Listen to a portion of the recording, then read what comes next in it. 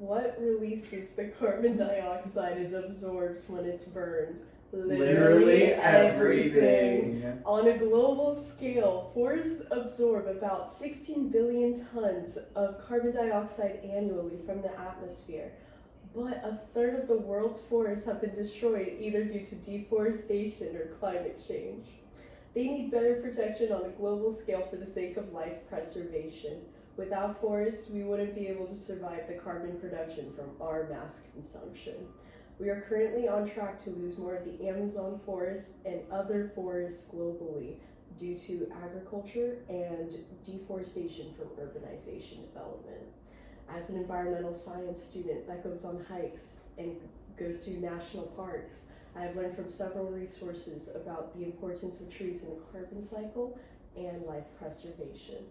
Today, I will be expanding on how human consumption, climate change, and deforestation has been influencing the carbon cycle. Human consumption and urbanization drives deforestation exponentially. With the human population growing, more land has been cleared or burned for either agriculture or urbanization development. Agricultural expansion accounts for 90% of global deforestation. This is primarily for cropland conversion or grazing livestock. Climate change also carries a significant role in deforestation. Wildfires have been triggered more from rising global temperatures, which makes it harder for ecosystems to recover while also changing towards hotter and drier conditions.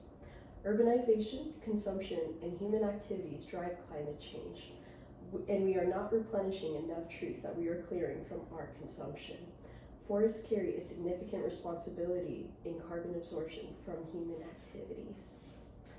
Carbon sinks references natural resources that absorbs more carbon than it releases. In 2024, the total carbon emissions projected to be produced by human activities was about 41.6 billion tons in 2024. Forests absorb about 30% of our carbon emissions produced by human activities, but when burned, the carbon is released. Without a significant carbon sink to correct and balance the carbon levels in our atmosphere, climate change is amplified, leading to global warming and natural disasters. Trees regulate temperature by releasing moisture and absorbing the carbon dioxide, and when land is cleared of trees, whether it be from cutting or burning, it leads to hotter, dryland climates.